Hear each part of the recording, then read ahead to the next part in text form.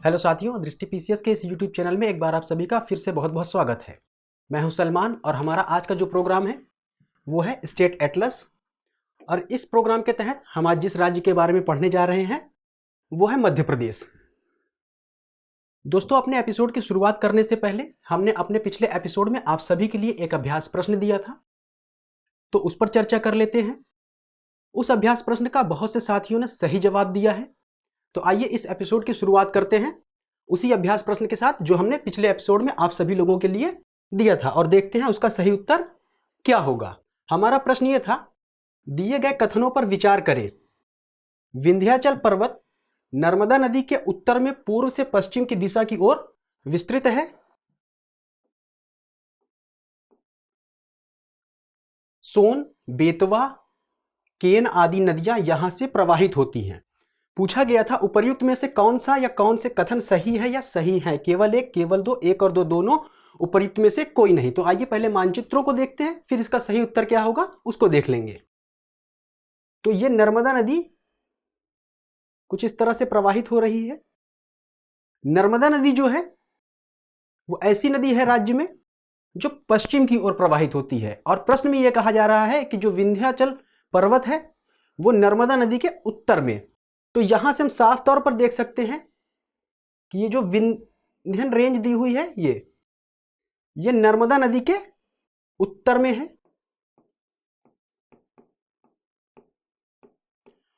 और साथ में यह भी कहा जा रहा है प्रश्न में कि पूर्व से पश्चिम दिशा की ओर विस्तृत है। तो अगर हम इस रेंज को देखते हैं तो यहां पर कैमूर हिल्स, भांडेर प्लेट्यू और भनेर रेंज भी स्थित है। तो यानी अगर हम ऐसे देखते हैं दिशा की ओर तो ये पूर्व दिशा है और ये पश्चिम। तो इस तरह से हमारा जो पहला कथन है ये बिल्कुल सही हो जाता है। दूसरा है सोन, बेतवा, केन आदि नदियां यहां से प्रवाहित होती हैं। तो अगर हम सोन नदी की बात करते हैं तो सोन नदी ये रही। सोन नदी कुछ ये इस तरह से प्रवाहित हो रही है और ये बिहार में जाकर के पटना के समीप गंगा नदी में विलीन हो जाती है। बेतवा की अगर हम बात करते हैं, बेतवा नदी ये रही और केन यहां पर ये रही। तो इस तरह से ये जो दूसरा कथन है ये भी बिल्कुल सही है। तो इस प्रश्न का उत्तर हो जाएगा एक और दो दोनों। तो चलते हैं आगे की तरफ और अपने इस एपिसोड की शुरुआत करते हैं। देखते हैं कि बीते हफ्ते कौन सी वो खबरें थी जो सुर्खियों में रही और उन खबरों के आधार पर क्या प्रश्न फ्रेम किए गए हैं।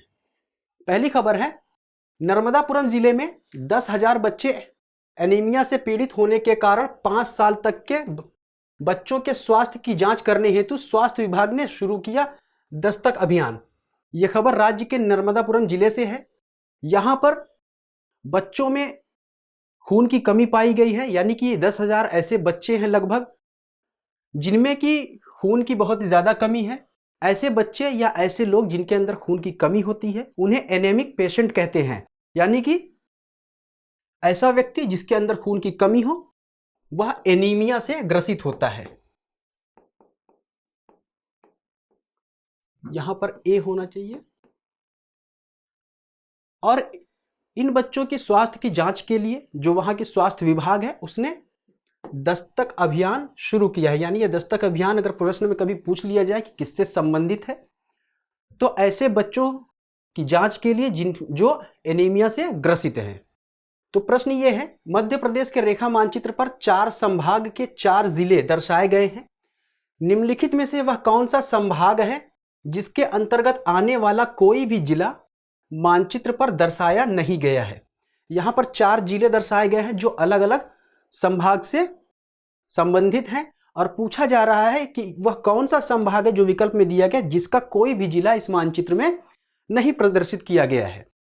तो वह संभाग है ग्वालियर संभाग, भोपाल संभाग, सागर संभाग और सबसे अंत में है नर्मदापुरम संभाग। इस प्रश्न का उत्तर देने के लिए एक बार मानचित्र को देखते हैं। अगर हम मानचित्र की बात करते हैं तो ग्वालियर संभाग में 5 जिले शामिल हैं और अशोकनगर जो है एक जिला दिया हुआ है। तो ये जो है ग्वालियर संभाग से संबंधित हो गया।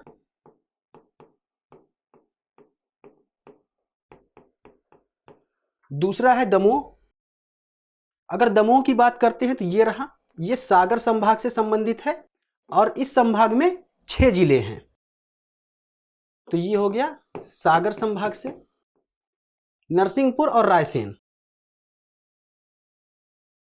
नरसिंहपुर ये रहा, ये जबलपुर संभाग से संबंधित है और इस संभाग में 8 जिले शामिल हैं। रायसेन की अगर हम बात करते हैं तो ये भोपाल संभाग से संबंधित जिला है और इस संभाग में 5 जिले शामिल हैं। तो यानी कि ये जबलपुर संभाग से संबंधित है और ये भोपाल।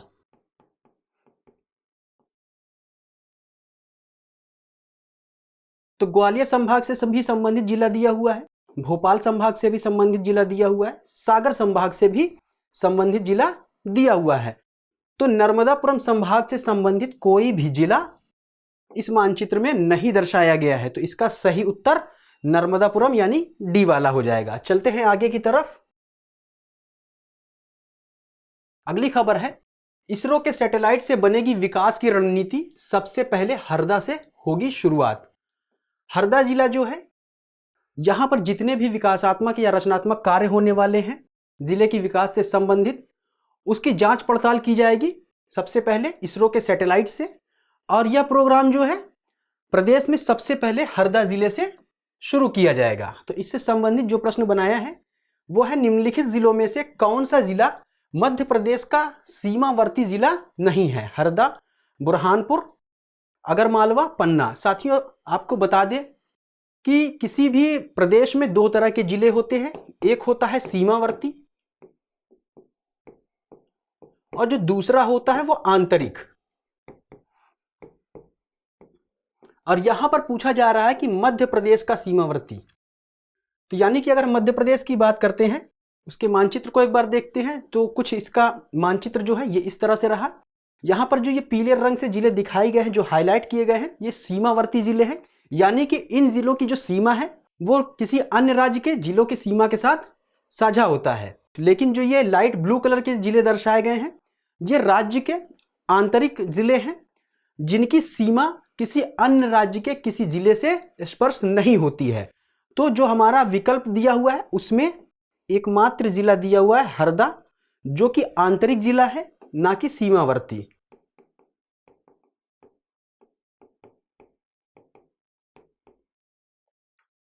इसके अलावा बुरहानपुर, आगरमालवा एवं पन्ना।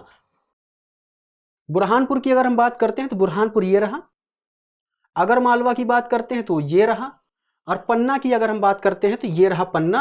और इसकी सीमा ये रही उत्तर प्रदेश के, इसकी सीमा उत्तर प्रदेश से मिलती है। तो इस तरह से पन्ना, बुरहानपुर और आगरमालवा जो है ये सीमावर्ती जिले होंगे और हरदा जो है ये आंतरिक जिला होगा। तो इस प्रश्न का सही उत्तर हरदा हो जाएगा। चलते हैं आगे की तरफ। अगली खबर है, भिंड जिले में साइक्लोथॉन 2022 का आयोजन किया गया, जिसमें 800 से ज्यादा युवाओं ने तिरंगा लेकर साइकिल चलाकर दिया देशभक्ति का संदेश।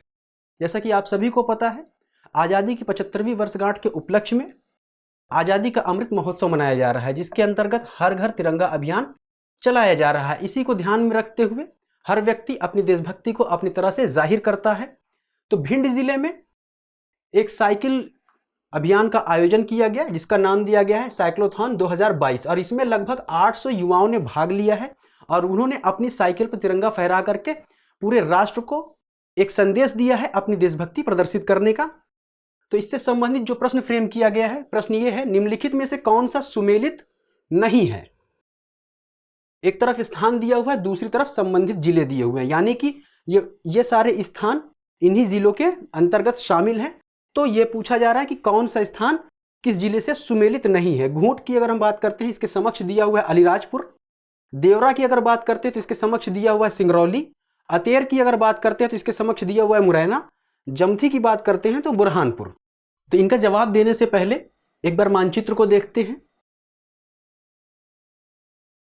भिंड की अगर हम बात करते हैं तो भिंड जिला ये रहा, जो प्रदेश का सबसे उत्तरी जिला है सिंगरौली की अगर बात करते हैं, यह प्रदेश का सबसे पूर्वी जिला है। अगर अलीराजपुर की बात करते हैं तो ये सबसे पश्चिमी जिला है, और बुरहानपुर की अगर बात करते हैं ये सबसे दक्षिणी जिला होगा। तो इस तरह से हम ये देख सकते हैं कि जो 4 जिले दिए हुए हैं ये प्रदेश के सबसे पूर्वी, सबसे उत्तरी, सबसे पश्चिमी एवं सबसे दक्षिणी जिले हैं। यानी जो स्थान दिए हुए हैं वो प्रदेश के सबसे पूर्वी, सबसे उत्तरी, सबसे दक्षिणी जिलों के अंतर्गत शामिल स्थान है। तो आइए इनको देखते हैं कि कौन सा सुमेलित नहीं है। अगर घूंट की बात करते हैं तो ये अलीराजपुर में स्थित है। देवरा की बात करते हैं तो सिंगरौली में स्थित है। अतेर की अगर बात करते हैं तो ये मुरैना में नहीं बल्कि भिंड में स्थित है। और जमथी की अगर बात करते हैं तो ये बुरहानपुर में स्थित है। तो यानी कि इस प्रश्न का सही उत्तर सी वाला हो जाएगा, इसका सुमेलन सही नहीं है। चलते हैं आगे की तरफ। अगली खबर है, छिंदवाड़ा जिले की भाग्य रेखा मानी जाने वाली पेंच व्यपवर्तन यानी वृहद परियोजना को प्रदेश सरकार की स्वीकृति। छिंदवाड़ा जिले की जो भाग्य रेखा मानी जाती है उस परियोजना को प्रदेश सरकार के द्वारा स्वीकृति मिल गई है। इस स्वीकृति के बाद जो प्रदेश का लगभग 85,000 हेक्टेयर भूमि थी उससे बढ़कर लगभग 1,26,000 हेक्टेयर भूमि सिंचित हो सकेगी, जिससे कि वहां के किसानों को बहुत बड़ी मदद मिल सकेगी। तो इससे संबंधित प्रश्न ये है, दिए हुए कथनों पर विचार करें। शक्कर नदी सिवनी जिले के अमरवाड़ा तहसील के समीप से निकलती है।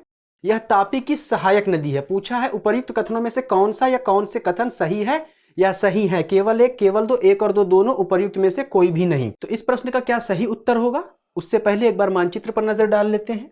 अगर मानचित्र की हम बात करते हैं तो ये छिंदवाड़ा जिला रहा, और छिंदवाड़ा जिले में एक तहसील है अमरवाड़ा, और उसी के समीप से शक्कर नदी का उद्गम होता है, और फिर ये उत्तर पश्चिम की ओर प्रवाहित होते हुए आगे जाकर के नर्मदा नदी में विलीन हो जाती है। यानी यह नर्मदा नदी की सहायक नदी है, और ये छिंदवाड़ा जिले के अमरवाड़ा तहसील के आसपास से उद्गमित होती है। तो शक्कर नदी सिवनी जिले से नहीं बल्कि छिंदवाड़ा जिले से। तो पहला कथन गलत हो गया। यह तापी की सहायक नदी है, यह भी गलत है। तापी की नहीं है, नर्मदा की सहायक नदी है। तो इस तरह से दोनों कथन गलत हो जाते हैं। तो इसका सही उत्तर डी हो जाएगा, यानी उपर्युक्त में से कोई भी नहीं। चलते हैं अगले सवाल की तरफ। अगले सवाल से पहले खबर क्या है एक बार उस पर नजर डालते हैं।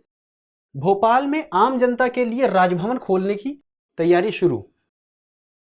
प्रदेश का जो राजभवन है वो भोपाल में स्थित है, और आम जनता के लिए इसको खोलने की कवायद शुरू हो गई है। यहाँ पर जनता जो भी ऐतिहासिक चीज़ें हैं उनको देख सकती है, और इसके अलावा और भी जो सांस्कृतिक चीज़ें हैं उनको भी देख सकती है। तो इससे संबंधित जो प्रश्न है वो ये है, दिए हुए कथनों पर विचार करें। सम्राट अशोक सागर बहुउद्देशीय परियोजना कलियासोत नदी पर निर्मित है।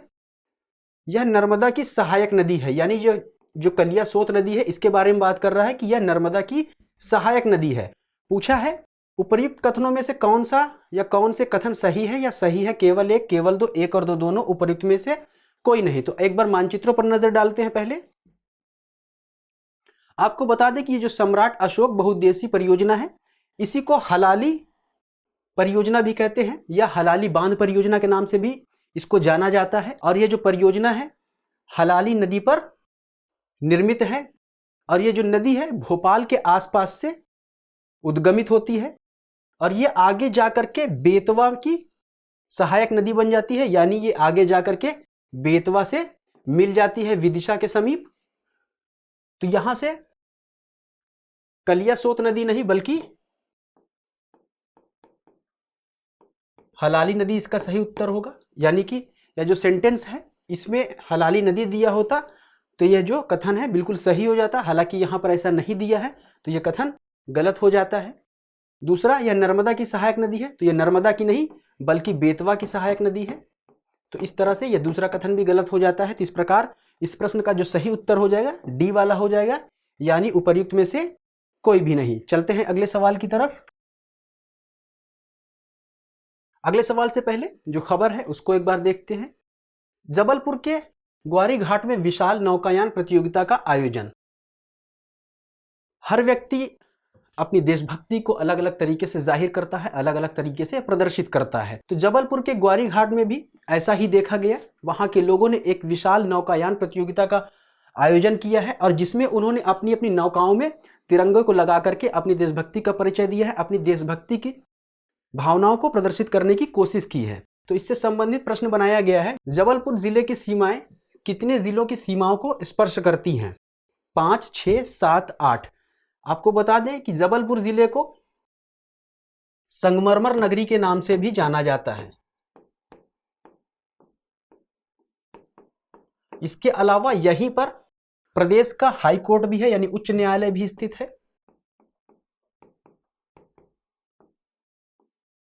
तो यह जो जिला है यानी जबलपुर, उच्च न्यायालय की अवस्थिति साथ ही साथ संगमरमर नगरी होने के कारण महत्वपूर्ण जिला बन जाता है।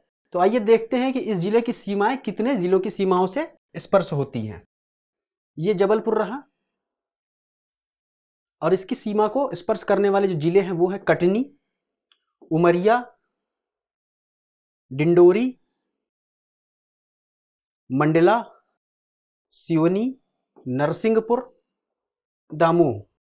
यानी 1, 2, 3, 4, 5, 6 और 7, यानी 7 जिले ऐसे हैं जो इसकी सीमा के साथ अपनी सीमा को साझा करते हैं या स्पर्श करते हैं। इस तरह से इस प्रश्न का उत्तर हो जाएगा सी। चलते हैं आगे की तरफ। अगली खबर है, जहर फैलाकर वन्य जीवों का अवैध शिकार करने वाले अपराधियों को पकड़ने में कान्हा टाइगर रिजर्व की टीम को मिली सफलता। बहुत सारे ऐसे वन्य जीव होते हैं जो कि बहुत ही महत्वपूर्ण होते हैं, उसके साथ ही साथ उनकी कीमतें अंतर्राष्ट्रीय बाजार में बहुत ही ज़्यादा होती है, या उनसे उत्पादित कोई ऐसे पदार्थ या उनकी खाल या उनकी सींग या कोई भी ऐसी चीज़ जो उनसे बनाई जा सकती है या उनसे प्राप्त की जा सकती है। इसी को देखते हुए बहुत से लोग जीव जंतुओं का अवैध शिकार भी करते हैं। तो ऐसी ही एक घटना देखी गई है जो कान्हा टाइगर रिजर्व है, उसी के आसपास बहुत से लोग वहाँ के वन्य प्राणियों का अवैध रूप से शिकार करते थे और शिकार करते वक्त वो जहर फैला देते थे, यानी कि वहाँ के जो वन्य प्राणी हैं उनको किसी तरह जहर खिला करके उनको मार देते थे या उन्हें बेहोशी की हालत में वहाँ से पकड़ लेते थे और उनकी तस्करी करते थे। तो इसी संबंध में जो कान्हा टाइगर रिजर्व की टीम है उसको सफलता मिली है, उन्होंने इन अवैध तस्करों को पकड़ लिया है। तो इससे संबंधित जो प्रश्न बनाया गया है वो है, नदियों का द्वीप कहे जाने वाला जिला निम्नलिखित में से किस नदी से घिरा हुआ है? नर्मदा नदी से, सिलगी नदी से, बंजर नदी से, तापी नदी से। इस प्रश्न में एक प्रश्न अपने आप में छुपा हुआ है, वो है नदियों का द्वीप। जब तक हमें यह नहीं पता होगा कि नदियों का द्वीप किस जिले को कहा जाता है तब तक हम इसका उत्तर नहीं दे सकते। तो सबसे पहले हम आपको ये बता दें कि राज्य का वह जिला कौन सा है जो नदियों का द्वीप कहा जाता है, तो वह जिला है मंडला जिला। राज्य के मंडला जिले को नदियों का द्वीप भी कहा जाता है और यह वह ऐसा जिला है जो इन चारों में से किसी एक नदी के द्वारा घिरा हुआ है। तो आइए देखते हैं मानचित्र के माध्यम से वह कौन सी नदी है जिसने मंडला जिले यानी नदियों के द्वीप के नाम से विख्यात जिले को घेर रखा हुआ है। जैसा कि मानचित्र में हम स्पष्ट रूप से देख सकते हैं, ये मंडला जिला रहा और ये जो नदी चली आ रही है ये नर्मदा नदी है। तो इस तरह से इस प्रश्न का सही उत्तर ए हो जाएगा, नर्मदा नदी, यानी नर्मदा नदी से मंडला जिला घिरा हुआ है। चलते हैं आगे की तरफ। अगली खबर है, धार डैम को बचाने के लिए सेना के जवानों ने मोर्चा संभाला। तो धार जिले में ये जो डैम है ये काफी पुराना हो चुका है, जीर्ण अवस्था में है और कभी भी ये बांध ढह सकता है। तो इसी को ध्यान में रखते हुए जो सेना के जवान हैं हेलीकॉप्टर से वहां पर पहुंच गए हैं और आसपास के जो इलाके हैं वहां से लोगों को हटा दिया है, वहां के गांवों को खाली करा दिया गया है जिससे कि कम से कम जनहानि हो सके। तो इससे संबंधित प्रश्न ये है, निम्नलिखित में से कौन सा सुमेलित नहीं है? एक तरफ उपनाम दिया हुआ है, दूसरी तरफ जिले का नाम दिया हुआ है। मंदोदरी का मायका, इसके समक्ष दिया हुआ है मंदसौर। सुनहरा जिला, इसके समक्ष दिया हुआ है खंडवा। मैग्नीज नगरी, इसके सामने दिया हुआ है बालाघाट। सिटी ऑफ जॉय, इसके समक्ष दिया हुआ है झाबुआ। तो हमें दोस्तों किसी भी प्रदेश की जो परीक्षा होती है उसमें सफलता पाने के लिए हमें उसका गहन अध्ययन होना चाहिए। तो जो भी वहाँ के जो मशहूर ज़िले हैं उनके कभी कभी उपनाम भी होते हैं, जो अपने ज़िले के अपने नाम के साथ साथ उपनामों से भी विख्यात होते हैं, प्रसिद्ध होते हैं। तो ये वो ज़िले हैं जिनका अपना एक उपनाम भी है। तो आपको बता दें कि जो मंदसौर ज़िला है इसे मंदोदरी का मायका भी कहा जाता है। खंडवा ज़िले को सुनहरा ज़िला भी कहा जाता है। बालाघाट को मैग्नीज नगरी भी कहा जाता है। हालांकि यहाँ पर एक स्थान है मलाज खंड,